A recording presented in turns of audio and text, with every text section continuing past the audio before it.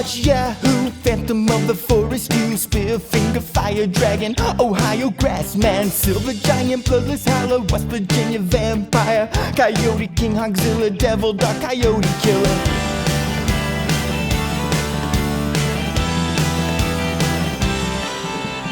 Cave creature, mothman, smoke wolf, a lizard, demon, ashman, grafton monster, cow-killing bastard, shadow creature, dustman, Cherokee, death cat, wild man, great fire ape. What else do I have to say? Steal yourself some chicken wire, and I'll get some lumber. Catch the Thunder Brothers. Don't you dare get out of the golf cart. We can keep our big seats while we hunt the big feet. Snarly Gastro team, Red Island Bear Beast, Silver Giant, Squalling Savage, Black Wolf was kind of average, Stone Giant, Raven Mocker, Midnight Whistler, Wampus Beast, Wawa Woman, Ohio Grassman again. Technically Huckleberry Wolfman or Wolf County, need to find the X again if we hunt the Lightning Man. Webster's Werewolf, Daily Howl, Kentucky Hellhound, Little Girl, Headless Horror, I can't take it anymore. Steal yourself some chicken wire, and I'll get some lumber. Catch the Thunder Brothers. Don't you dare get out of the golf cart. We can keep our big seats while we hunt the big feet. This here's BIGFEETS, the only Mountain Monsters watch-along podcast, and with, as you will see, good reason. I'm Robert Brockway, and if you're watching this, you might notice that like the camera quality is different. I sound way different. Worse, let's be real. It's because I just moved. I moved across the country.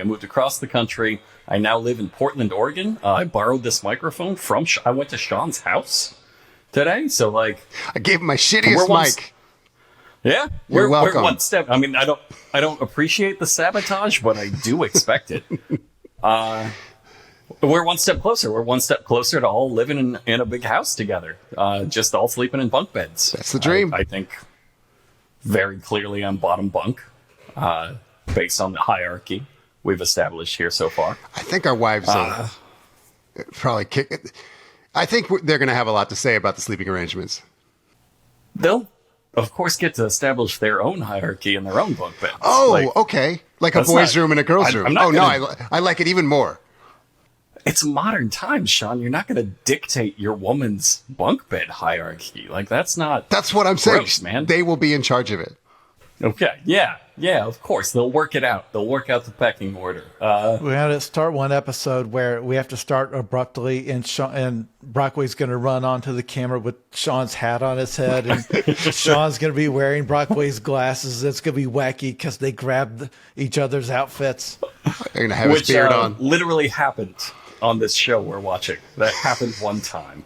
I did that. They did the full antic. It's true. Let's see. What else? They Trip was cool. lampshaded. I'm really tired. Oh, yeah, me too. Yeah. Yeah, I'm tired. I'm sore, man. I drove all the way across the country. Did it in about a week. It was all right. I saw a sign in Ohio that said "Celebrate Corn." Did you? That was the one thing I saw in Ohio. Did you do that while you were still driving, or did you get out of the car to do that? I was at a rest stop, but it was like their wall of things that they're proud of, and number one up top was "Celebrate Corn." I took a picture because that was funny to me. My wife, we drove through the Badlands. Badlands are cool, man. I'd never seen that. That's some crazy shit. My wife saw like an albino deer, like on the side of the highway. That feels like an omen, right? Yeah. Let's see. I guess I bring all this up to kill time. Should we introduce ourselves? We'll get to that. There's no hurry. We don't need to hurry this along because we don't have a lot to talk about this episode. We're talking about a two-parter. We're following the show Mountain Monsters. It's the season finale. Very close to what should have been the series finale.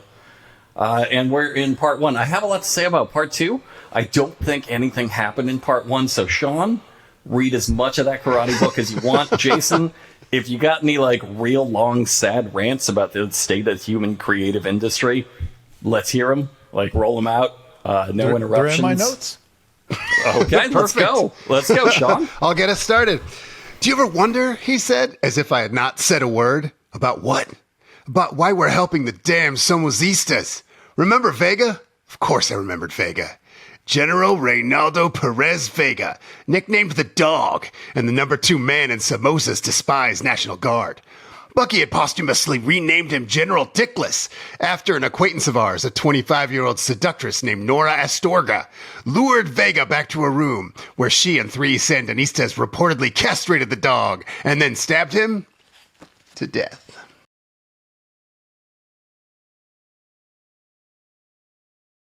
Leave the whole pause in, Jamie.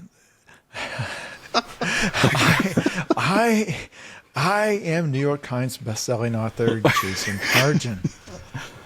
Gotta try to follow that one, huh? I would have just left.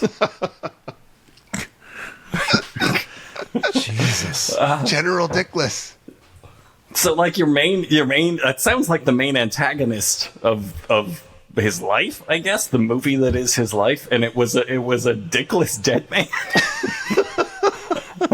A dickless corpse. It was episode 71 of our podcast that you had that page. That's. Do you remember when he said, like, "Oh, there's not a lot in this book. No, we can't do a podcast on this book. I'm gonna run out of stuff." Episode 71, he's rolling that one out. He's rolling out that the villain we've been fighting all this time is a dickless corpse. He was only dickless for like a minute before he died. No, Brockway. He got the nickname post-mortem. That's a posthumous nickname. That doesn't happen often. No. It does not happen often. We all called him that after he was dead. In our stories about him, after he was gone, we gave him that nickname. Everybody after they die gets named after the way they die. Like my uncle car crash. Beetlejuice rules. Why not? Old General Dickless at it again. The corpse of General Dickless will have his revenge. That's my favorite Godspeed You Black Emperor album right there. Okay, we're a Mountain Monsters watch along podcast. We're watching a hillbilly reality hunting show to the end. Why'd you say reality funny? Why'd you say it all funny? I just say things funny. I'm in a different state. You know, it's my accent. Right. It makes words sound funny to you from the state. That's how accents work. Yeah, it's become a bit of a grim march before we continue on into the void. How about some plugs? Where can people find more from you, Jason? The new book is now just months away. Book 5 in the John Dies at the End series. The title is There Are No Giant Crabs in This Novel, a novel of giant crabs. If you want a signed hardcover, we charge exactly the same amount as the unsigned ones because my signature actually reduces the value of a book. But you can only get them. There's a bookstore here in Nashville where I go and sign them. You can get them from the order link at bit.ly/signmycrab. All one word. If you want any other format, including audio, ebook, just Google that title. It will come up. So far, we have about 1,500 orders for signed copies, and the book is 6 months away. So quite a few people asked for those. Sign my crab. I'm going to be so mad if there are crabs in this book. Like, do you know how badly I'm going to lose my shit? I have a mortal fear of crabs. I learned a handy trick before we get on to the next plug. I learned a handy trick. You actually, as an author, want to sign as many books as you can because it means they can't return them and get their money back later. Oh. So, like, you want to run into, like, just ghost run in. Don't let them know. Don't let them know you're coming. You want to just run into bookstores and frantically sign as many copies as you can because it's not illegal if you're the author. But they don't always like it. You do have to get out fast. It's a good tip. Sean?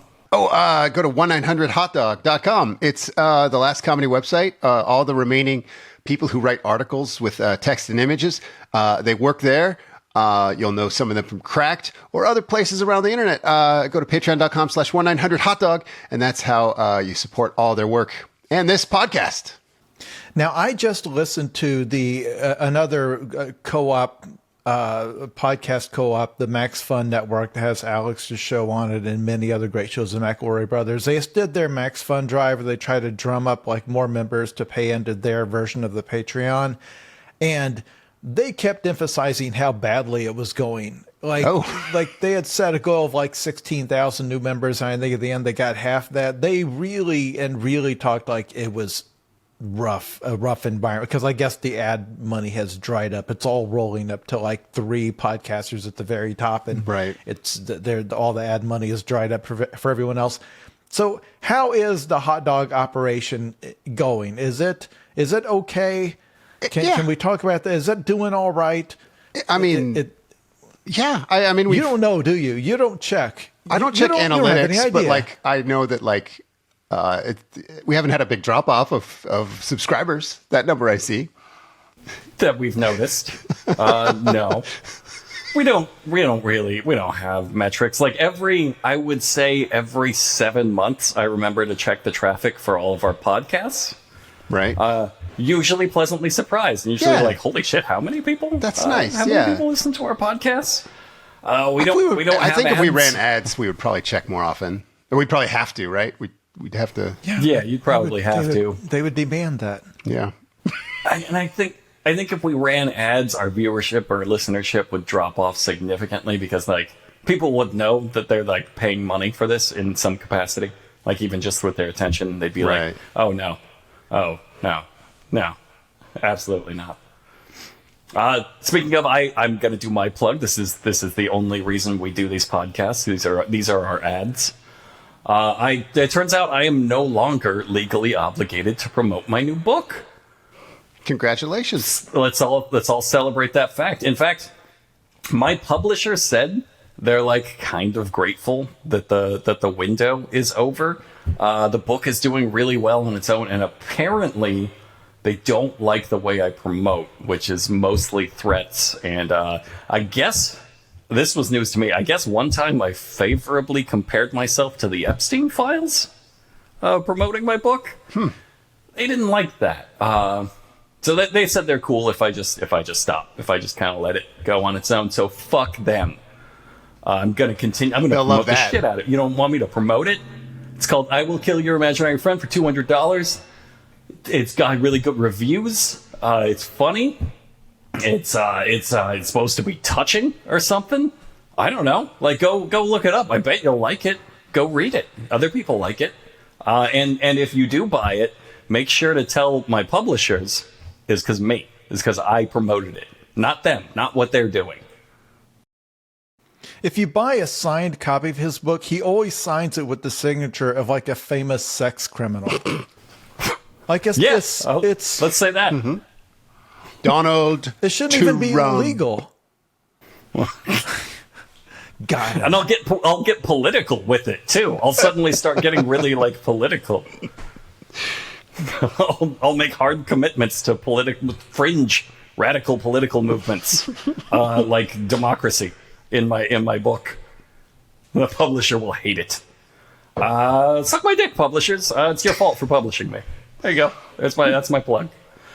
And obviously, this episode is being brought to you by FanDuel. If you want a bonus on your next $1,000 bet, you can gamble on the events of the next episode of Mountain Monsters, even though they were filmed years ago. We've got a couple 11-year-olds who are going to knife fight. Get in your bets now. Once the stabbing starts, the betting stops 4 minutes later. If you're smart with how you bet, it's basically just free money. Absolutely. That's what they don't want you to know. Mm-hmm. Everybody wins if you're just careful. You won't be the one to get addicted and gamble away everything in your life. Exactly. I've got a basketball game on in the background, and the only advertising is just nonstop. Are you gambling on this part? How about this? I think the danger with like jokingly promoting a real service like that is that what's their bar? Like that might have counted. Like they might just pay out for that. We'll take That's true. We might have got some money for that. Like I think that bar is pretty low. I think Sean saying bet on 11-year-olds stabbing each other to death. They'll be like, yeah, technically that's an invoiceable plug. FanDuel tip: count their teeth. The child with the most teeth is going to lose. Right. You don't think the most teeth would win? No, most teeth has protected their they let teeth too soft over the a life. battles. The other one, kind of like a Jared Leto Fight Club thing, like the beautiful one must die. Oh yeah, the beautiful one must die. Yeah, the beautiful child must be stabbed. FanDuel.com. Is that their? I don't know if that's their website or is it just an app. It doesn't matter. I have no idea. You'll find I don't know just what it is. Enter offer code. Crab fight.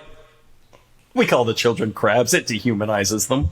I don't know why we're stalling. The last episode, as the listeners know, the last episode ended with a Bigfoot cliffhanger. Not a Bigfoot attack, an attack by a herd of big feet. Mm-hmm. They literally woke the crew up at 4 a.m. Well, they woke them up at 2 a.m. It took them 2 hours to get dressed and said it looked like a hurricane had come through the woods around. So that was the cliffhanger. The last image from the previous episode was Wild Bill with his leg up on a stump, with his entire shaft plainly visible through his underwear, saying the word Sasquatch. And we're sitting here dicking around talking about Brockway's move and whether or not the business is failing and whether or not we should take gambling blood money to keep the podcast alive when the listeners like, get to the Bigfoot herd. What's a bunch of big feet? Is that a pack? Is that a congress of what do you... Is it like a hoedown maybe? Something fun? It's a party bus of big feet. I think is what you call it. A party bus? A bank bus? A bank bus of big feet? I like the way that rolls off the tongue. Yeah, bank bus of big feet. It's like cellar doors. Beautiful. Let's drill into that. Let's spend some time really drilling into that one, figuring out that phrase. The stakes have never been higher. Also, previously on Mountain Monsters, COVID. Yep. So some things are explained by real life events. The episode opens with some of that sober white text on a black screen, and it reads, "On March 23rd, 2020, the state of West Virginia was issued a stay-at-home order due to COVID-19. Cameras rolled in the final hours before the state closed."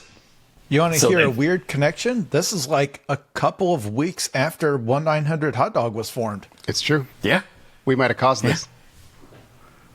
COVID? For sure. Yeah, that was our bad. that was our bad. We were originally going to be a perfume company, a hot dog like perfume company. Some things got out of hand. Apparently we manufactured it in China, and wow. And then you ate all those bats. That one's us. We ate a lot of bats. I'm still eating bats. Yeah, that's unrelated. Nothing. We just if we got perfume money, let's try some bats. Let's try some exotic bats. By the way, you want to talk about the egg we have on our faces? The last episode called The Day of Wrath, because back in 1972, Trapper had chiseled the words Day of Wrath on a stone, and the team spent the whole episode trying to figure out what that meant, and at the end of the episode they forgot. He was predicting the pandemic. Oh my god, you're right. That's exactly it. He was like mere days off, which is pretty good for using 1972 forecaster technology, I guess. I don't know what the team was almost there. They almost figured it out, because the way they interpreted it was that they should walk around in the woods until they found a cabin where somebody lived, and then they should leave. And that was their Day of Wrath. The Day of Wrath. Yeah, cabin. The cabin was named the Day of Wrath. They walked in the woods to an address they had been given, and then they went back home and said, that was the Day of Wrath. Of course. And it turned out, no, it was a global pandemic. It was a little different from a cabin. From a nice summer cabin. So close. Trapper tried to warn us. We didn't listen. I still feel like we're stalling. Yeah. It's my job to moderate that. I'm not going to at any point. I've got 200 more words in my notes. So many more than me. Okay, listen. This is the season finale, season 8 according to my order, which is always arbitrary. As we know, the episode is called Den of the Smoke Wolves. We're doing it as a part 1. It's just a double length, and like streaming or whatever, it's just an hour and a half long. So we're doing it in 2 parts, the first 45 minutes, the last 45 minutes. I have a lot to say about the last 45 minutes. Yeah, it gets a lot better. The first 45 minutes, I know they've been doing this thing where, like, we just kind of dick around, we build up, and at the very, very end of the episode, one thing happens, and that one thing brings you back. It's very much like a streaming model. I don't think they did the one thing in the first 45 minutes because it was a double episode. So they were like, we don't have to do the one thing. So we're going to go an hour and 10 minutes without doing anything. And we're going to talk about it.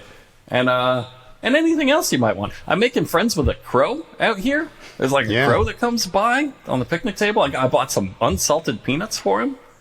It's pretty cool. Yeah. Give him a stick to There's play some with. things to discuss here because they're going to get together. They're going to get the call from Colt saying, hey, the governor shut down the state and we've gone into lockdown. We've got to stop filming. And Buck actually makes the point, and this is all the way back in March 2020. Buck says, I actually think we'd be safer out here than making us go back to town. 100% correct about that. It's because there was actually a lot of bad public messaging. Let's all sit around and reminisce about COVID. There was a lot of bad public messaging early on. They were like shutting down parks and beaches, which now we know that was a horrible idea because being outdoors, away kind of distance with fresh air blowing around, actually about the safest place you could be.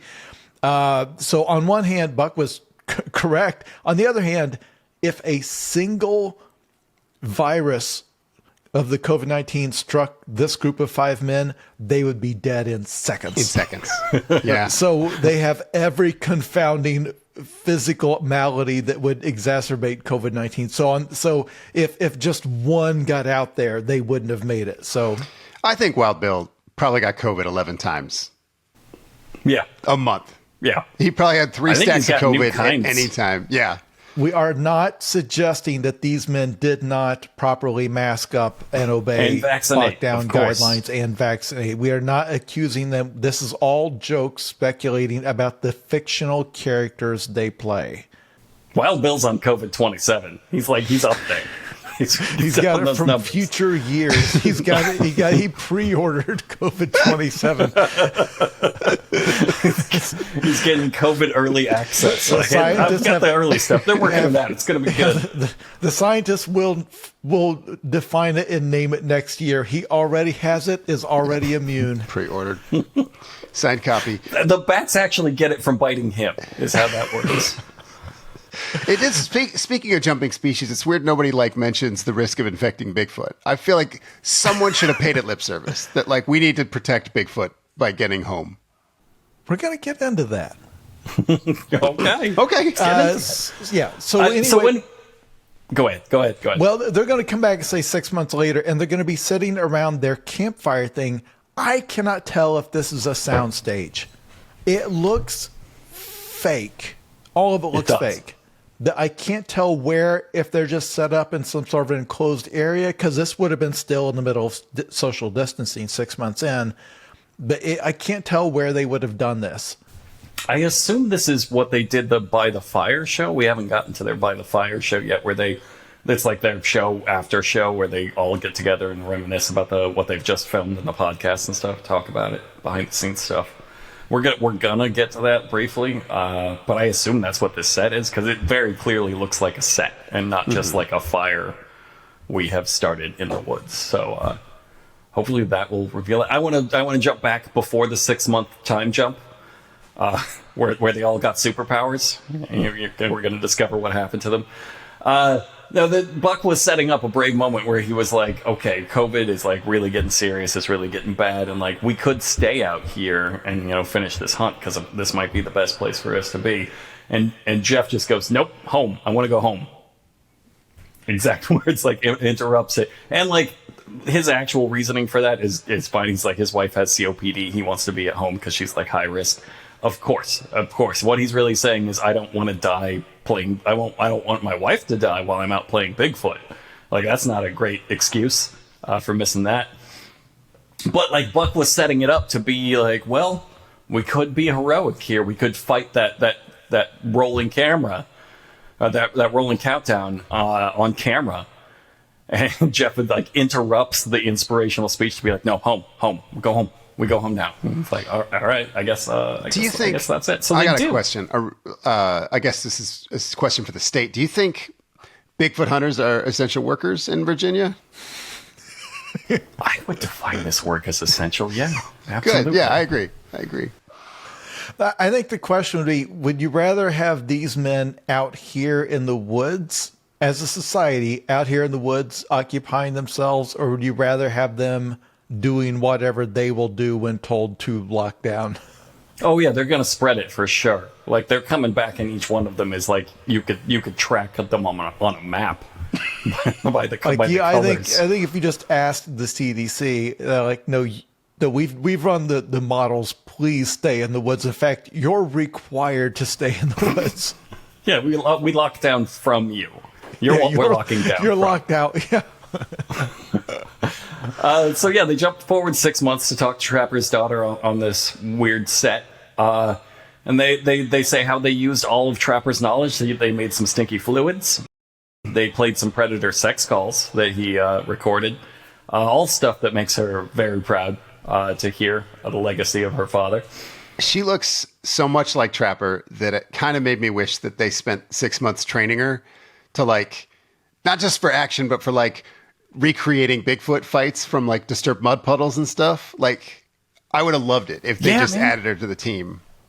Buck says that. Buck's line is, as far as I'm concerned, she could throw on Trapper's hat and come join the team. And I was immediately like, yes, Buck, yes. That's it. Look, I know that's usually not the solution. Like, to bring a Scrappy Doo in, people are like, that was such a necessary moment. You guys need a Scrappy Doo. Things have gone really bad. Like, Scrappy Doo was an improvement. Also, just having one woman show up in something, because like right now, this show I don't think passes the Bechdel test, to be frank. I don't think so. I don't think so. I think two of the Thunder Brothers were ladies, and they had a lot of... if you count Big Feet. If you count Big Feet, I think two Big Feet have discussed. No, because they're discussing a man. They're discussing what the fuck the Ames team is doing. And there's plenty of ghost women and ghost little girls. Yeah, that's true. To balance, I feel like if you list the female characters in this show, it's not very representative, and it's a whole lot of unspeaking mute witches. And every powerful female character gets negated by Cherokee Child Bride or Bigfoot Child Bride. However you want to.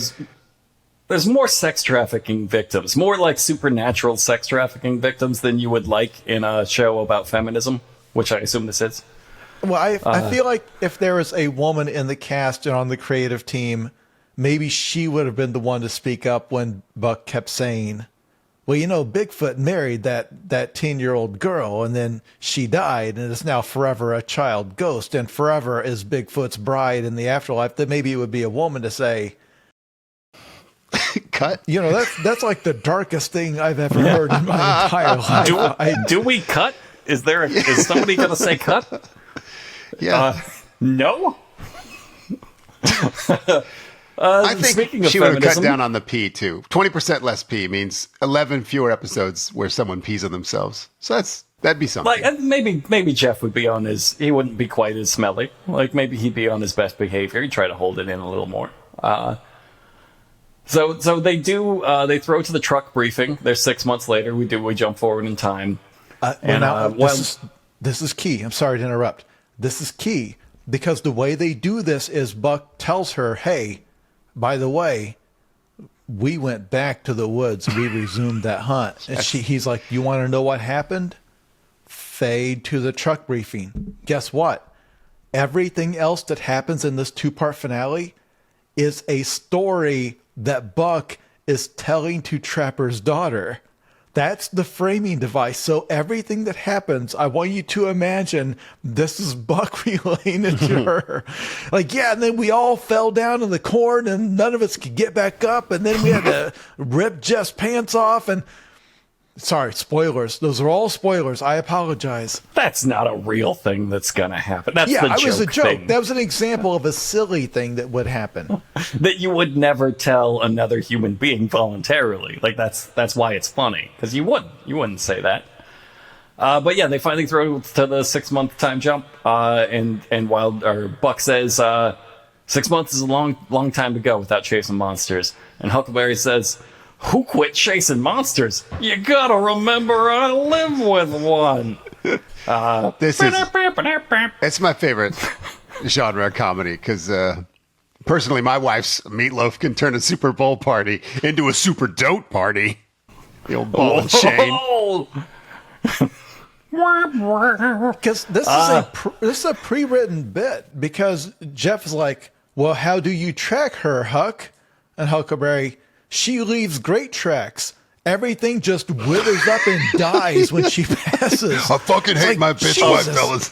Jesus A Christ. line What? too far.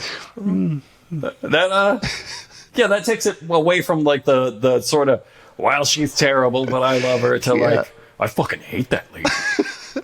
I'm gonna hunt her like I hunt monsters. Withers and dies. Also, I've long said he's married to a chupacabra. It all checks out. He might be being literal. Like that's the chupacabra death curse. That's just what they do. Because when he started how she leaves a trail, it's like, oh, my wife's orthopedic shoes are so big, or she's so fat, or something like that. But no, it's her presence kills plants. So that's chupacabra. That's a supernatural monster, not a fat lady. Also, it should be pointed out, because this is going to be important in a moment, that up to this point, there have been 3 separate teases for Bigfoot to make it, because to remind us, hey, I know it's been 6 months, but it was in the sizzle reel at the top. And then when they were talking to her, they verbally said, hey, when we got out there, guess what we found? We heard tree knocks. Our camp was attacked. And like just telling her like Wild Bill was out there in his panties and you could see his dick and balls, and he shouted Sasquatch from a stump. So they brought back over and over again, and they're going to do it again in the truck briefing. Like, oh yeah, that proves there was a Bigfoot out here too. So they're really playing up. Hey guys, we know that a certain segment of our audience is only here for the Sasquatch action. We've heard you. We realized, yes, it took us 7 episodes, but we realized that the smoke wolves actually not very interesting as monsters go. They're kind of just wolves. They don't have any powers. So we recognized our mistake. This is going to be a Bigfoot fight. Do you think that maybe they got like a producer's note and it just wasn't phrased specifically enough? Like some producer pulled them aside and is like, we talked to the audience, we did some polls. The audience really wants to see like your most hated ancient enemy return. And they were like, got it. Say no more. Corn. We're going to bring corn back. We're talking about sitting here. Bigfoot, but it says in my notes that their goal is now to put wolves in traps. Like those exact words is what Buck says. They're going to put wolves in traps. We'll get to it. What's probably going to happen, because we've obviously not watched this episode yet, they're probably going to still try to catch the smoke wolves, and then the Bigfoot will be there as an obstacle. Now, is it weird that Travis never mentioned the big feet, the mini big feet that go whirling around, smashing trees down that area? A little, but maybe he never ran across them. Makes sense? They reiterate they are going after the smoke wolves. And we do throw briefly to the CGI smoke wolf. I have a quick question. Did it always have like a spinal bone mohawk? I feel like it had a lot of weird because it's got the shoulder horns. Yeah. I don't know if he always had that. I didn't remember the spinal mohawk. I think that's new. I think Cowboy Mustache is spending lockdown, like adding to his old creatures. They're always tweaking.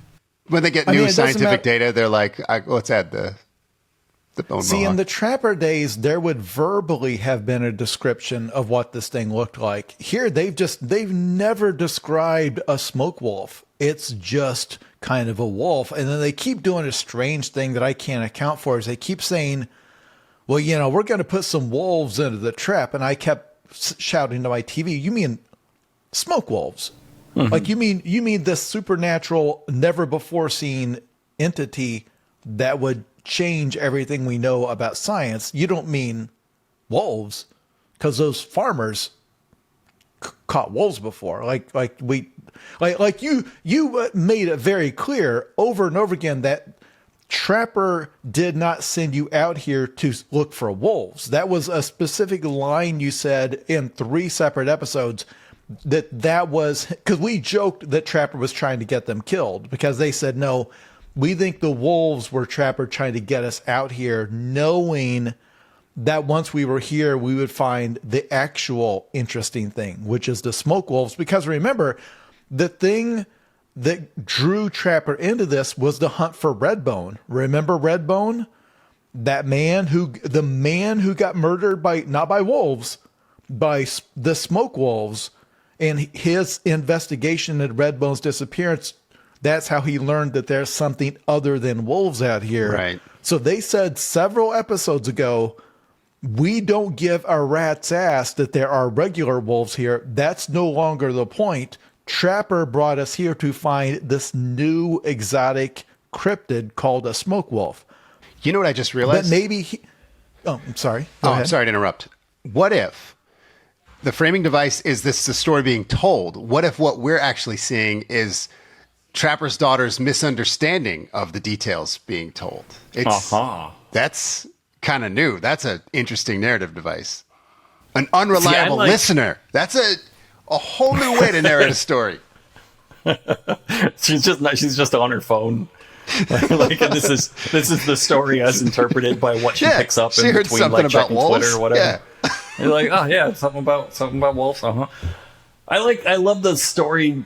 Like, this is a story Buck is telling as a framing device, because first, it's beyond them. It's like it's a simple hook, but it's well beyond their abilities. And second, it implies that, like, because we're being shown it on film, while really it's just a story that he's telling, that his, like, storytelling is so vivid that all of these details are being picked up by her. So, like, when you talk about the exact outline of Bill's cock, like, that's him being like, and then it went down like 4 inches to like a more bulbous portion. You could definitely see like the line separating head and shaft. Like, he's just really dialing in those descriptions to paint the picture. If it was like told through his telling, like Wild Bill would become more glorious in each telling, and Jeff would become more and more monstrous because he fucking hates Jeff. You heard me say 4 inches, right? Like, he's giving him. He's giving him some yeah, glory. No, that's a great size hog. I also wish it could just continually cut back to her asking the obvious question, because when they get in their whole idea is that Buck says, well, they go to their night hunt, and he's like, well, Huckleberry came up with a great new idea. We're going to go back to that log a third time. And I would love to cut back to her saying, what could you have missed in that log the first 2? You spent 2 episodes crawling in and out of that log. What does it say about your prowess as investigators that you think you missed something in that one log? They found a monster that one time. Remember when they were going to kill that monster with the face and it ran out? They think they found such a good set piece with a log, and it's so, like, it really, in this one way, I will say this recaptures the, like, glory days of Mountain Monsters, where they had this very childlike sensibility of they would find something cool in the woods, and then they're like, oh, we gotta tell a bunch of stories about this and play on it. And they really just, like, they found an overturned log. It doesn't look crazy. It looks like a knocked over log, and they're just like, we gotta go back to that fucking log again. 4 episodes of the show are spent focused around this log.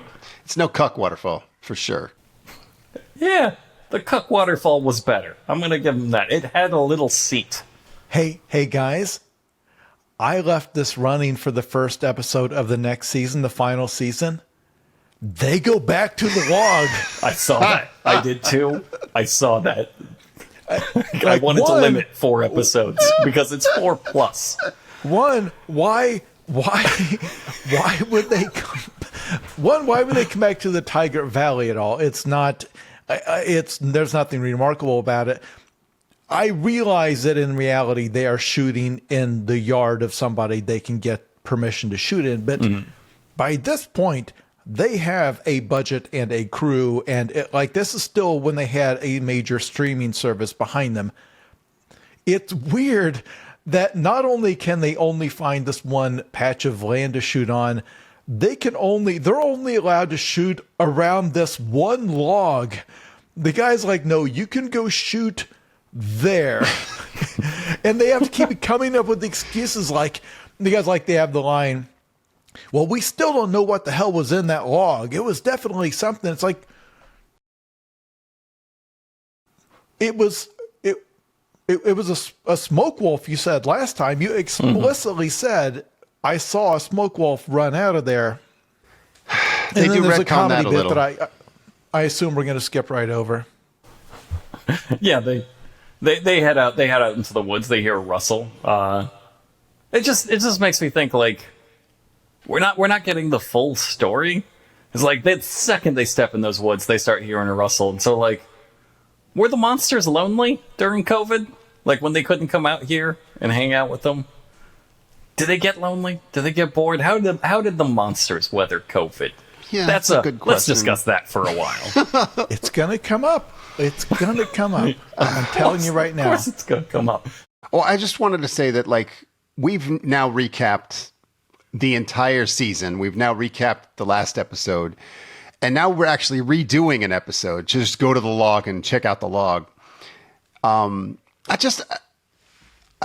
We're doing a bit where we're like, we don't want to talk about the show, but I want people to understand that this show is just recycling the same ideas and footages for like 20 minutes now in a way you can't miss. It's very frustrating. I know people lost their minds during COVID, but I don't know. I guess these guys were always like this. Maybe this is what the show's like most of the time, and I'm just maybe I was just grouchy when I watched it. But no, fuck's sake, this is worse, because, like, they start every episode of this show with a recap already. Like, you know, it's somebody's job. Somebody has a job to put together the previously on Mountain Monsters thing. And so they started with the recap of that, and then they open up and they give us a recap of it, and then they told a recap to Trapper's daughter. Yes. And then within the story, they're telling Trapper's daughter, there's a recap. So it's fucking telling her. Nested recap. He recaps it within the story. The story within the story has a recap. It's pretty much the only thing they've done so far. But now they do get to the log, right? So they get to the log. Yeah. And this is new log material. This new log goofing is what we're going to do. Willie and Bill go to jump in the log, and Buck immediately just bolts right out. And he says, nope, there's a bunch of snakes, kids. It's full of snakes. And he does a testimonial where he explains, werewolf, fine. Tyrannosaurus Rex, no big deal. Snakes, that's a deal breaker. I think. When did they hunt the Tyrannosaurus Rex? Do you guys remember that? I wish. Okay. They fought those pterodactyls. I do feel like it. Well, but he was terrified of those. It's true. That's true. Because his point is, I'm not scared of werewolves. I'm not scared of a T-Rex. Is the one thing I can't handle is snakes. And here's the thing. That's because those other things aren't real.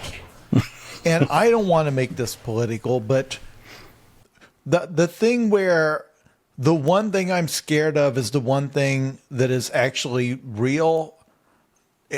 Whereas I'm brave for taking on the thing that's actually not happening. There's no parallel for that in the real world. I don't even know why I brought it up. Yeah. Jamie, can you leave that pause in? We need all the time. We need all the time we can get.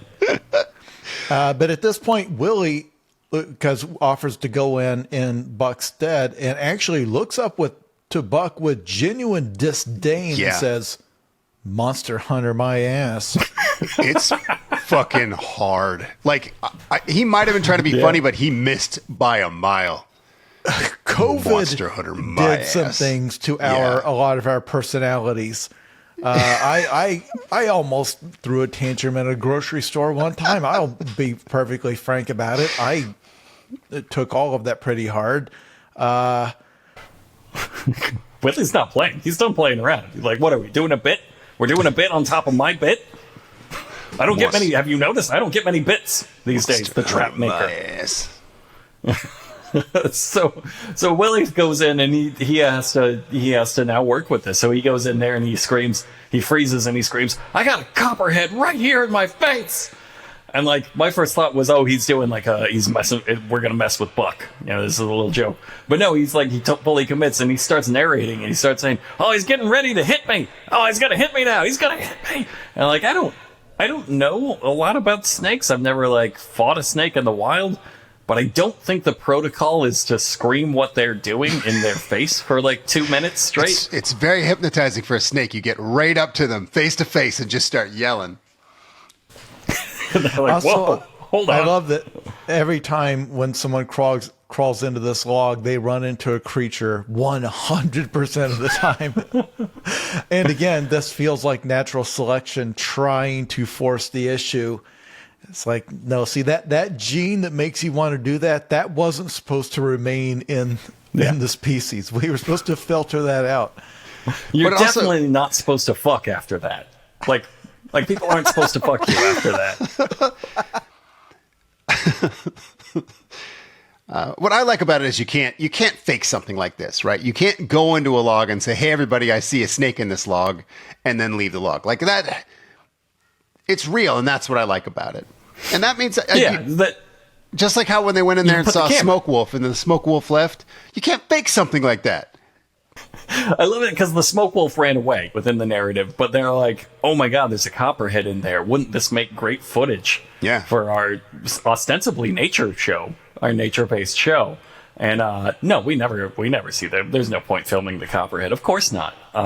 But Wild Bill says he saw something while he was in the log, forgetting that he was not in the log. Right. He said he Willie's goes back in the and log. It was Willie that was ahead. He like just kind of stood there in the log. But Wild Bill says he saw something. He goes back in. No mention of the copperhead. Not a danger anymore because they weren't anticipating doing this goof. They had a plot thing in there. So he's like, "I'll go back in and get the plot, I guess. Now that you fucked me over with this snake bit." So he goes back in and he pulls out a dog collar. And so they're still they remember the ordinary dog that they found. They're like, "Remember that dog? That ordinary, very friendly dog?" They even flash back so we can see the dog just wagging its tail and having a great time. I guess got something to do with it. Like somehow there are ordinary dogs drawn to this place. And so they go around and they find what they call dig holes. And in each hole, they find an abandoned, old, sometimes torn apart dog collar. Like the smoke wolves are pervert dog serial killers that keep trophies. Yeah, because they're not like bloody and they're not finding dog corpses. Nope. They're only finding the collar. So they are specifically unfastening the collars from these dogs that they ate and then taking the collars back to their little den so they can presumably pleasure themselves to them like a serial killer. I'm going to throw this out there. Dog strip club.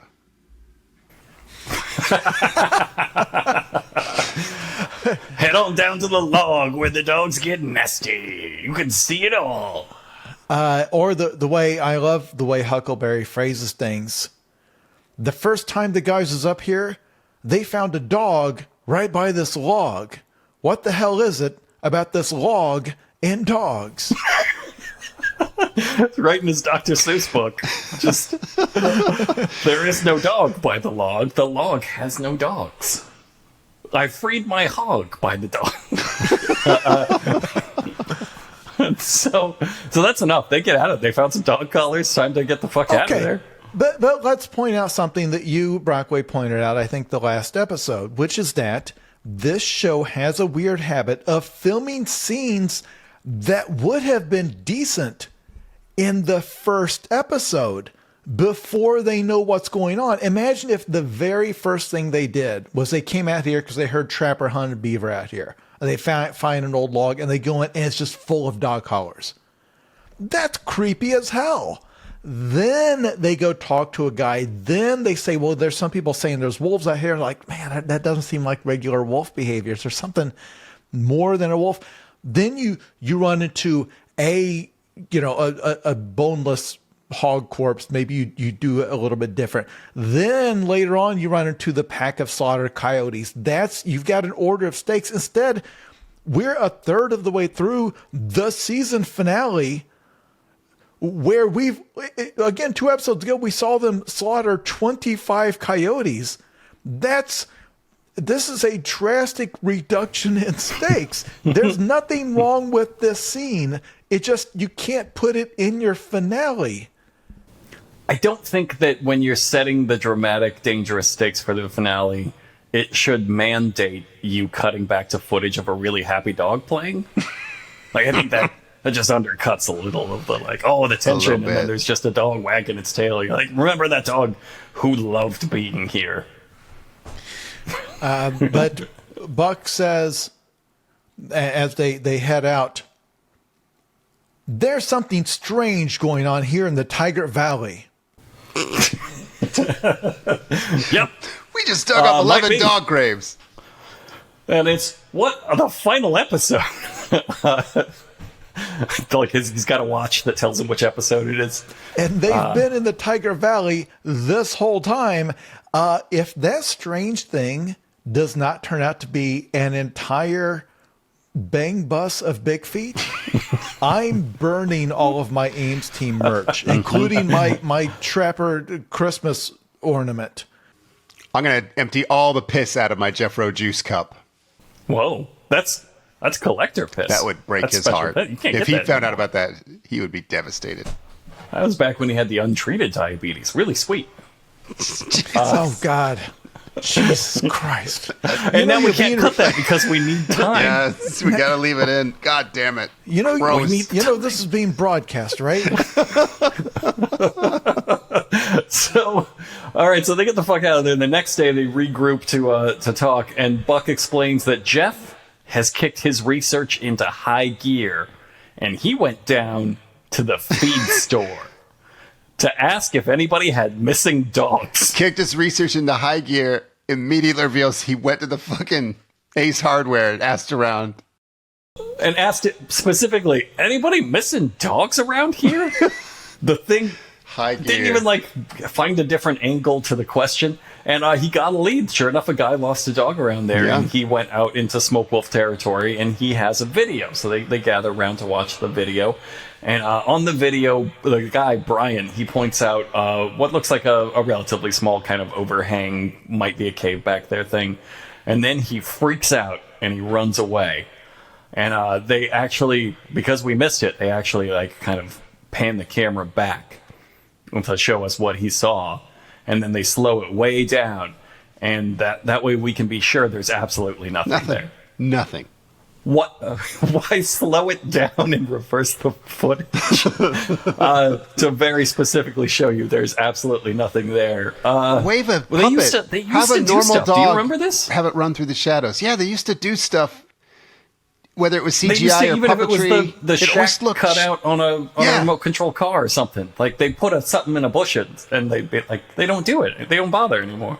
It's just a cave. Even though now they've got more of a budget to do that stuff than they've ever had. Again, you're still getting drone shots. This is not a zero. Like we joked, this is a zero budget show. I think we would be stunned to find out how much it actually costs to make this show. Not compared to, The Mandalorian, but compared to nothing. They had 5 full-time crew members on the scene. You're having to pay. Yeah, that we see. That there's editors. You go look at the credits. There's a whole bunch of people involved. There's no reason they couldn't have put a shadow, something here. They hired the cowboy mustache to do the CGI monster artwork. Mm-hmm. I looked into it. That's $10,000 a pop.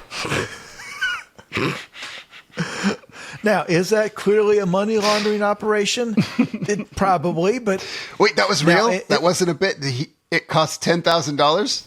No, I have no idea. Okay. How would I found cowboy mustache? There's no you guys way. wouldn't see me again. I wouldn't be here to do this. I thought we did find him, and it was just like the 8 things he made for this show on his website. And this segment ends with Willie turning toward the camera and pointing at the camera, saying, "There's Bill." And I'm not kidding. I stopped and looked behind me because I thought, oh my God, none of this is really happening. Was he in your home? What did Bill? Was he there? What did Bill want? No, because they've set up a bit, but it's a bit that doesn't have any bit in it. Because like they cut to Wild Bill like he's running late and he's got his shotgun like, I'm coming, guys. And they're like, where'd you go? He's like, I had to drop some boys off at the pond. But Buck didn't know what he meant. Yeah, I had to make a head call, brother. And then it just ends. There's not. Yeah, it's not like there's. Maybe they thought they had more. I don't know. I know exactly what happened. Wild Bill said, "I'm going to go over there, and then you shout for me, and I'll come running in, and I'll do a bit about how I was off in the toilet or something." But they assumed that there was more to the bit than I was at the toilet. Right. Like, well, Wild Bill also assumed you will cooperate in the bit and like add something after I say I was in the toilet. Like, you can't be missing the briefing to take a shit every time, Wild Bill. We got to get some fiber in your diet. And then he could say something back. Instead, they were like, I don't understand. Right. Which is great improv. I don't get it. Can you explain it?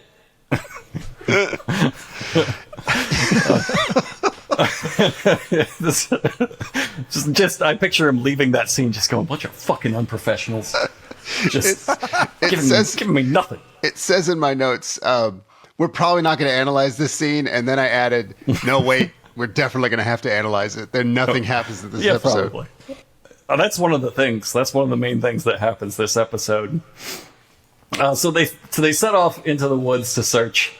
And I wrote, I don't actually know, looking at it now, why I wrote this down as a quote. But Buck says, if we're looking for a stream, we got to be heading downhill. And Huckleberry says, yep. Water always runs downhill, by God. And then Wild Bill says, bingo, water. Just geniuses.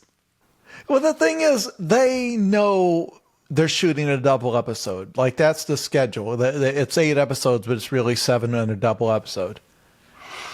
I was impressed. It's like you can see them because they're just out there with a camera, right? So every time they're saying something, they're like, I'm creating footage that's going to get used. And they're trying to do the mental math of, do we have 90 minutes worth of stuff? And by the way, the answer in every episode up to now has been absolutely not. So they're like, they just have to comment on things. And here is where they so badly miss Trapper. People in the comments of the YouTube have pointed this out, how much as this season goes on, how badly they miss. I don't know to what degree Trapper advised them when he was, homebound or whatever. But like, this is where Trapper was good at inventing something. He would look at some berries. He would invent a footprint. He would say something. He would not be saying, yeah, we got to go downhill because gravity makes water go to the bottom of places. That's why streams are lower than the ground surrounding it. Trapper would have had a folklore and mythology about how, this is the waterways that the Big Feet built their primitive craft on, and that's how they came to West Virginia. They sailed here. They used those sticks like in Venice and those gondolas, and they poked their way along the mud. The Apaches would use it to hide their scent from the Bigfoot. And instead, they had 3 separate people agree that water does tend to go downhill. Well, all of us agree. We took a poll. What's crazy about this is they looked at a video, and from like the shape of the sun, they're like, I know where that is. These are guys who, if you remember, took 9 episodes to get to a barn they could see. And now they're like, let's go find that hole by the tree. I'm quite positive it's this way. And were they right? No, no, they were not. Yeah. So they come up on a den, and Buck says, like, well, this doesn't look like the one in the video, but that's because we came at it from a different direction. Sure. And then they send Willie in And it was like, does a dramatic slip, and it's like, something's in there, my God. And then they realize, they look in the back, and they're like, oh, no, this isn't it. This wasn't it after all. Turns out it doesn't look like the one in the video because it's not. Because it's not. They did that thing I know Jason loves where Willie's like 4 feet from Buck, but they can't hear each other. It's that things like, Willie, he can't hear us. Willie, once again, has been eaten by a cave monster. It's like, oh no, then Willie just pops out like, nah, it's fine. There's just some squirrel tracks in there. Some raccoons living in there. Why on earth? They must be in the same boat we're in. Like, why would you not cut that? Why would you not? Why didn't we cut the thing about the taste of Jeff's piss that I said? Because we need all the time. And so they did this thing where they're like, because we secretly love it. Because we secretly love being fuck ups. Yes. So they left that in. They just went to the wrong cave and started freaking out about an empty cave full of nothing, professional woodsmen. And they do the usual stuff where they're like, ooh, this terrain is so treacherous. And Huckleberry's outside, so he's like, I've never seen anything so haunted as this patch of ordinary wilderness. I actually have a quote from this. This is as they're heading down the creek. Buck says, "Watch your feet, boys. Watch your feet. They might get wet." See, you're sitting here making fun of them. They have nearly died. By far, their most lethal enemy is slick rocks under this much water. They have fallen down over and over again. That's how they will all die. And now every single one of them has COVID, so they're all immunocompromised. Their hit points are down to like they've got one sliver left. They take any damage, that's it. They're just like, they're lost in the poison swamp in like a FromSoft game, and they're just like taking constant ticking COVID damage, like COVID damage, COVID damage, COVID. Ah. Even if they block the fireball, it's a fucking knockout. So they do find another overhang that turns out it actually does look like the one in the video, and I guess that's the right one. It's weird how that works. It's weird how it works like that when you have video what evidence. matters is we've been jerking around this whole time, and we've been dragging our feet, complaining nothing's happened, but they finally have found this cave that they think is the den of the smoke wolves that this guy sent them the video where he saw the nothing. Mm-hmm. Finally, they're here, so obviously now time to get the hell fuck out of here. We're done. Day one in the can. I think what I like about this the most is that they always make excuses for leaving, but this one, Buck just tries to rationalize his fear as if he's never heard of the emotion. He's like, guy, when I saw that cave, I thought I was going to die. I just had to get away from it. Like, there's just no word for what I was feeling. But they all go with it. They're all like, we had the feeling of like bad happy? Like bad happy in the chest? Yeah, right. Like, do you know bad happy? Dark I didn't bad. know bad happy. I could not see, so scared. Scared! You'd think I would be used to it and come to expect that they would turn around and leave, but even like so little had happened that when they were like, well, we gotta go. Funny. What the...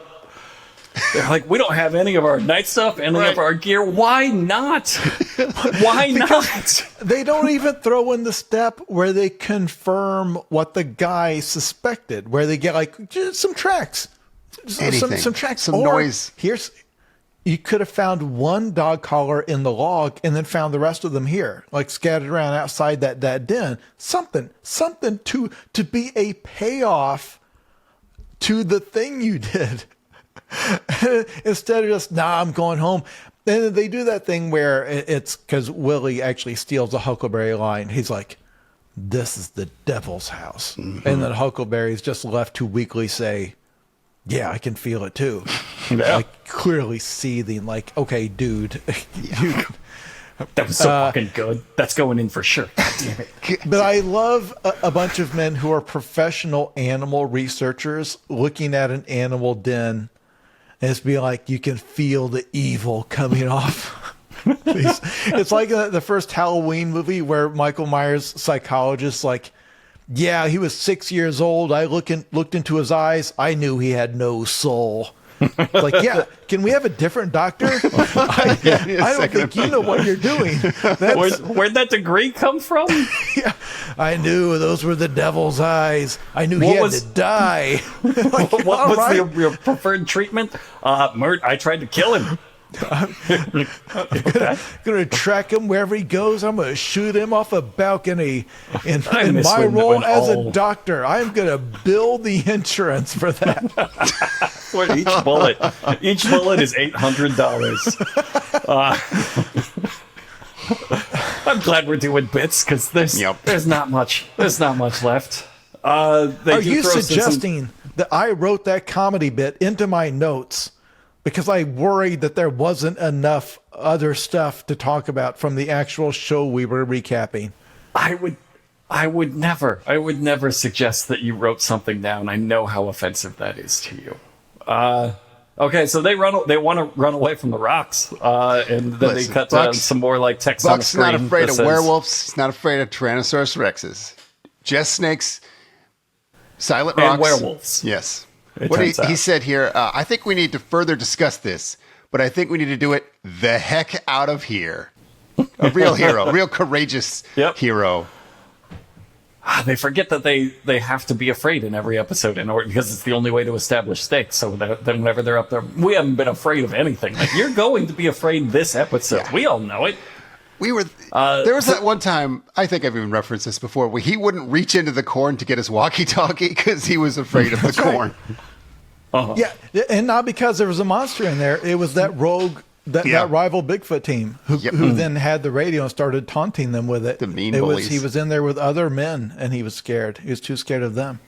The corn itself, and with good reason. So we get some text that says 10:07 p.m. The production team receives an urgent call from Buck, and we come in doing the cops ride along thing with Colt, one of the producers, and he says like something happened with a local farmer. And then it's the same hog farmer who had his hog drank. Yeah, there's a better way to say that. Bone sucked.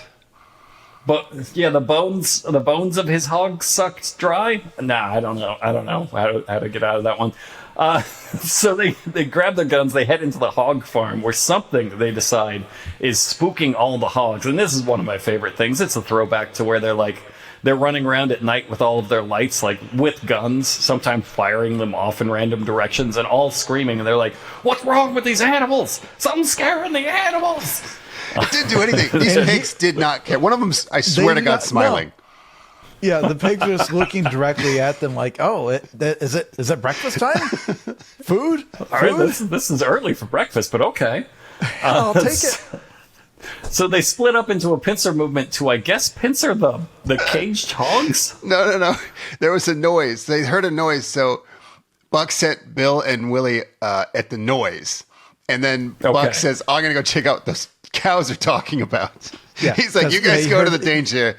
I heard some interesting cows.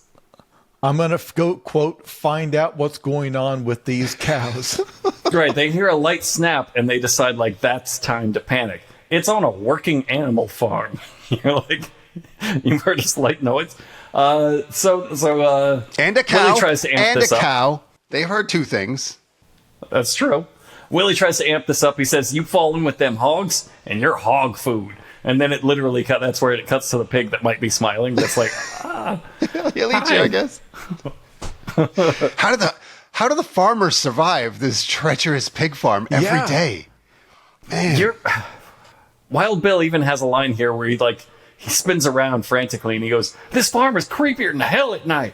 Like, you were all supposed to be country boys who lived on these farms." Like, just the element of the animals, of the livestock, the hay, every animal of it freaks them out far beyond. If we grabbed some city slicker who had never left New York and took them to a farm, they would be less freaked out by the things. They would be like, "Oh yeah, there's a footprint in this straw. That makes sense. It's full of animals and people." Yeah. Whereas Buck's like, look, something's walked through here. Has to be something not of this world. They find 2 barrels full of snapping turtles, and Wild Bill gets off like a full Forrest Gump bit. Well, quarter of a Forrest Gump bit. Yeah. turtle mignon, delicious turtle mignon, turtle fillet, pork chop turtle. Pork chop turtle is one turtle. of the dishes. Okay, Pork now, chop turtle. All right, hold on. The listeners are very confused because why are we suddenly talking about, are there turtles there? He's come across, there's like these 3 blue 55-gallon drums, like plastic drums, that they say are full of turtles? Is that I did not grow up on a farm. Sean, did your farm have barrels full of turtles? I have never kept, I do have a turtle, but it has a turtle like cage. I wouldn't keep it in a wet bucket. Okay, I was very unclear because they stopped the entire show to let Wild Bill riff on how much he wants to eat this barrel full of turtles. They kick in with the comedy music. He does an interview to camera. And again, please imagine Buck telling all of this to Trapper's daughter. And she's like on her phone, like, yeah, turtles. Yeah, the turtles. We were hosting the smoke turtles. Yeah, and you eat turtles sometimes? Sure. And again, they are in the middle of, on Buck's part of the pincer, he is playing it up like we could get destroyed by the wolves or the smoke wolves. He doesn't mention the Bigfoot, but the last time they got called out of bed, it was so they could fake a Bigfoot attack. We are very far into this episode where there were 4 separate teases of, hey guys, Bigfoot, we're out here. We've got a Bigfoot. Bigfoot's coming. And so they get the text on screen like, oh my gosh, we've been called out to this farm. And so far, like, Wild Bill gets there and he's just like, I've got to do some goofing because turtle goofing. What are we supposed to be doing out here? It's just this guy's hog farm again. We've been here before. I mean, he's got to be thinking like, man, I tried to get that poop bit going. They're going to cut that. And I need to really have like... Yeah, that's not staying in the show. Fried turtle. That went nowhere. Baked turtle. I got to have a moment. Pork chop turtle again. Pork chop turtle. He starts, because when I say he starts riffing on all the turtles he wants to eat, and he starts doing a bit on all the ways to prepare a turtle, but he doesn't have any jokes. No. He doesn't have 5. Anything. He doesn't even have turtle dishes. None of those are real funny. Turtle dishes. And then it's dire. Like it's rough. The joke that he's going for, which is just a reference to the Forrest Gump bit. The whole central joke is that guy, like, they cut, to scene after scene after scene, and he's still going, listing all the ways you can have shrimp. And they actually stay with Bill while he lets off 5. And he comes to fried turtle, and he's like, yep. Those are all the ones I know. Yeah, and then it ends with Willie's like, well, let's get off these turtles and continue the hunt. Yeah, let's get off this. This is going nowhere. Yeah, he literally says this is not a good bit. Willie doesn't give him anything. He looks at him like you would. Like, what the fuck are you doing? We're hunting a Bigfoot. Like, also, this is a TV show. Also, you clearly have never eaten a turtle. Yeah. Like, what are we doing here? Willie got real cranky. Yeah. Real cranky from COVID. Monster Hunter my ass. Fucking. Well, let's get off these turtles. He said it like he would spit on a man. Just like... Real venom. It was with plain hatred that you cannot fake. So they do come across something now. The one thing that does happen in this episode, they come across another dead hog, and this one is not just 500 pounds of intestines next to a hog skin. So I guess it's not the bone drinker. It's an actual hog that's been like, they took an axe or something to it. And like they say the wound is so big, the teeth are so far apart, you can tell that it's like a shark. It's like a shark's mouth took a bite out of this hog. And Jeff goes, my God, what are we dealing with? And Buck says, this is a smoke wolf kill. See, and here's why this enrages me. Because there's a brief moment where I was like, sharksquatch. Right? The hell yes. Fuck when yeah. he sees that hog has been gotten, they're like, whatever did this, had jaws like a shark. It's like, oh, hell yes. Yeah. Thank you. You are now honoring Trapper's memory. That is something he would come up with. There's a freaking shark squatch loose, and now we've got to catch it. God, in think of the water. thighs on that. Cowboy mustache would give that thing the most luscious thighs. The cowboy mustache render, it would look like a Muppet with teeth. Just It would be beautiful. It would be like the throne on Game of Thrones, just knives in every direction. But instead, Buck ruins it with, this is a smoke wolf kill.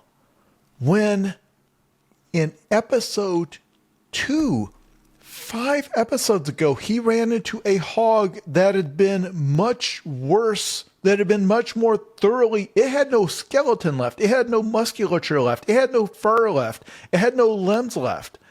It had been so thoroughly devoured that it was like, wow, what in the hell is this thing? This one has just been nibbled on. I think the smoke wolf has COVID. I think it's dying. I think it's sick. I think if they just left it for a couple weeks, it would have died naturally. Maybe it's fine, but it's got long COVID now, so it's just tired all the time. It's just a couple of bites is probably all I can keep down, really. Mm-hmm. Take a couple bites, drizzle it in some stage blood. That's it. That's really it for bounced me. back. Can you take some food? Something, honey, anything. Just take a couple bites off this hog, anything. You got to keep up your strength. I think the first moment I liked was they heard some growling behind them, and you can kind of see them all realize, like, oh, right, duh.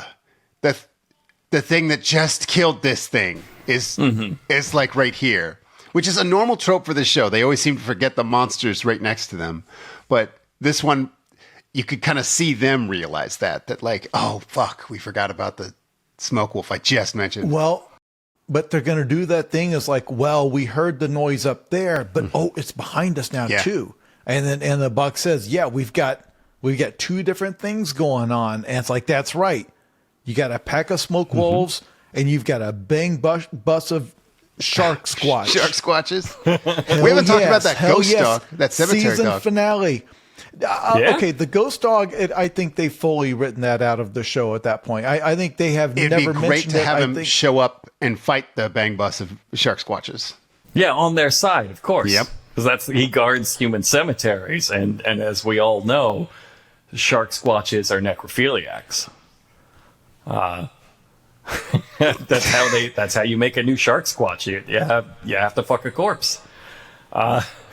But 37 minutes into the season finale, we get take a drink.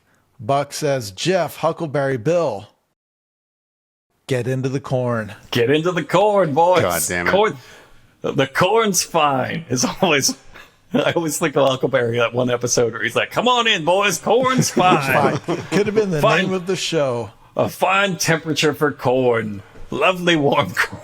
By the way, you know what? The one piece of equipment he does not tell them to get out or have ready as they enter the corn? Their chains.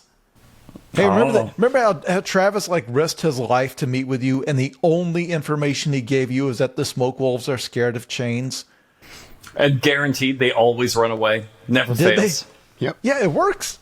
That's why he's still alive. He keeps a little chain on his belt. That's why he wears that chain belt. Because it's not because he's cool. That's why I just want to throw this back real quick. That's why he set up speakers all throughout the forest to play the sound of rattling chains to keep them, stuck in their territory and keep the only thing keeping the plague of smoke wolves from sweeping the planet are his Wi-Fi speaker, his wired speakers that he's set up. Just keep that. That's just something to keep in mind. So they go into the corn. They stop to marvel. I think it's Huckleberry stop to marvel at 2 entire stalks of corn. He's like, what could have done this? What beast has the power to trample 2 stalks of corn? And they determined that, my God, the smoke wolf den, that they felt all the evil coming out of, it's just on the other side of this working cornfield where people live. That means they drove 40 feet. It means they drove 40 feet. Okay. In previous editions of the show, occasionally they would cut to a map showing where their trap was, where they were, where other landmarks were. They are never going to do that here because they screw up. For one thing, the Smoke Wolf Den was explicitly supposed to be in No Man's Land. Remember No Man's Land? The 500 acres that had been fenced off entirely. Remember how they spent an entire episode trying to find the landowner because they couldn't cross into that. They didn't want to trespass into that guy's property that was fenced off, no man's land with the speakers. That wasn't a passing mention they forgot. That was multiple episodes of the season devoted to the fact that the Smoke Wolf Den is in a patch of land, a square mile called No Man's Land, that is fenced off, and at the front of it there's a giant temple. There's a ritualistic sculpture with a skull and 2 jewels in the eyes, or just one. You mean a giant wall containing them? Sure. Yes, of course. So here they are on this guy's hog farm. They walk through his corn. I guess he's growing feed corn for the hogs on site. I don't know. And then they emerge out of the side of the corn. It's like, oh yeah, here's a Smoke Wolf Den right here. So obviously that guy's hog farm is not in no man's land, but the whole thing of, well, anything that crosses into no man's land, like they had to ask that guy permission, why that pig's smiling. He's like, anything that goes into no man's land instantly dies. But you guys go in there, it's at your own risk. But it's like, this farmer can see it from his house. When he's out there, when he's out there mowing the corn at harvest time, he can oh, there's no man's land right there. Like right outside my combine, I could reach over and grab it. You get used to it. You get used to the nether hands reaching over the fence. This means that you have almost certainly eaten corn that was grown from the blood of the Smoke Wolf's victims. Like, that's in you. You've eaten that. That was in your tortilla or whatever. Like, that was... I love how this show, it has become my favorite trope. I know I've called this out a dozen times. The way they treat a cornfield as the most mystical, untamed landscape where once nobody knows what happens in there, as opposed to what happens in the corn stays in the corn. Scientifically, the most tamed landscape possible. It's like owned by Monsanto. Very symmetrical. People have to work at. I mean, they have. It's not wild corn. You have like alleyways to walk down. They're paths. Yeah, by necessity, they have to have specific routes that their combine can follow the GPS and all of that. And every time they walk into corn, they'll like pop out the other side. It was like, well, there's that blue house. What year is this? How can we? And it's not just a cornfield that they think is haunted. Every cornfield they get into, they act like they're on the island from Lost, where it's like all sense of direction is gone, and they're shouting at each other. It's like, I can't hear you. Where is he? It's like it's corn. It's just corn. We've all seen corn before. We don't stop often enough to like think about the sacrifice all those farmers make. The millions of farmers that die every year to bring us our corn that are just devoured by cryptids, dragged screaming into the dens of horned wolves. Or just lost for years, unable to escape the maze. Yeah.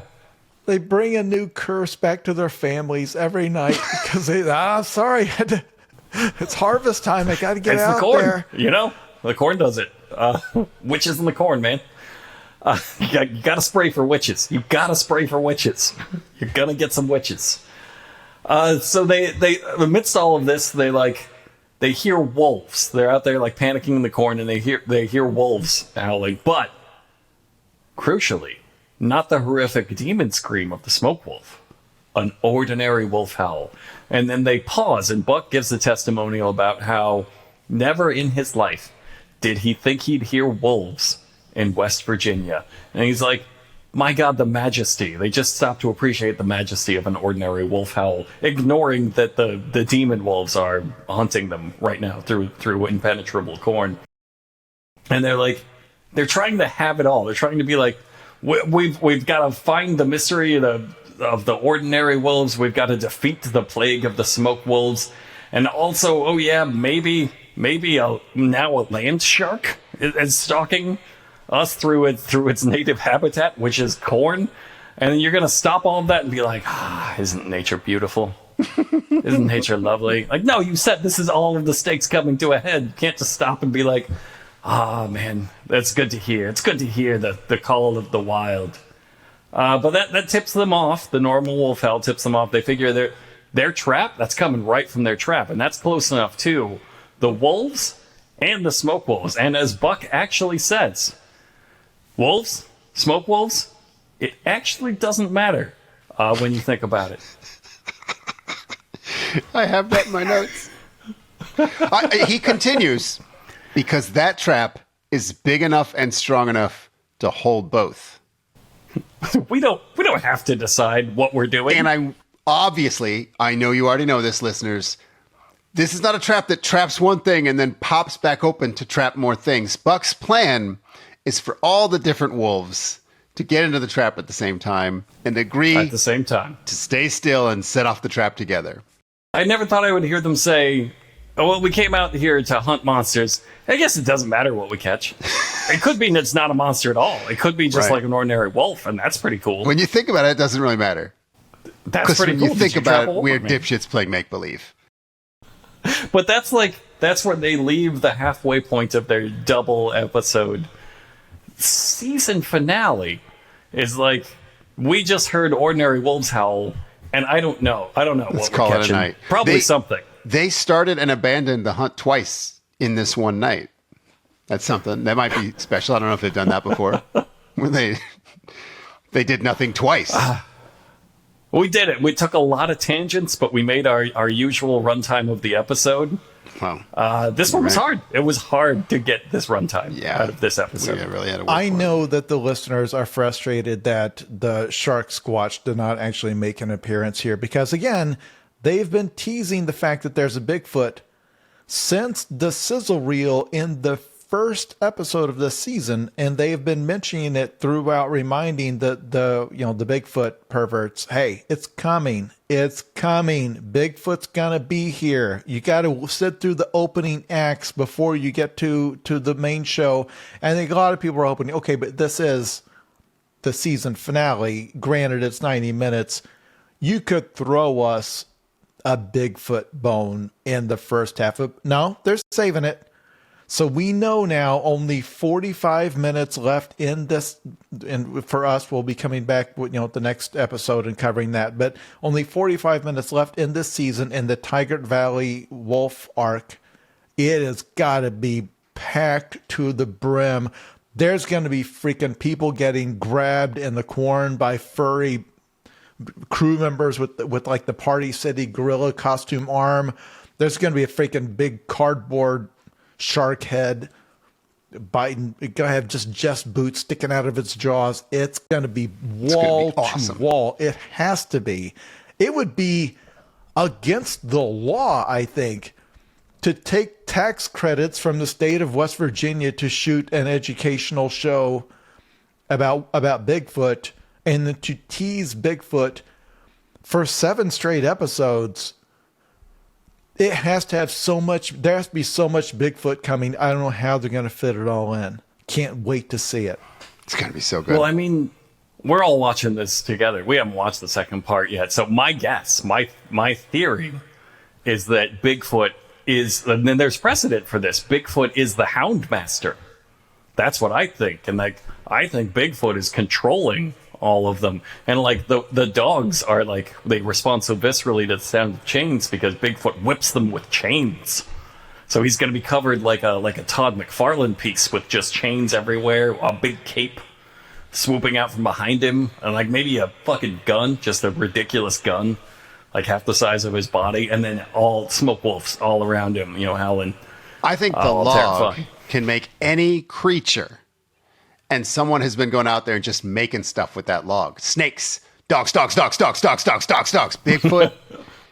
I think that's what. Dogs again. More dogs. That's what we're dealing with. Just realized it made things, and they're like, dogs are the best. Oh, I'm just gonna make dogs. But that's for the second part. We'll find out all of those things in the second part of the episode. Let's go with our favorite quotes of this episode.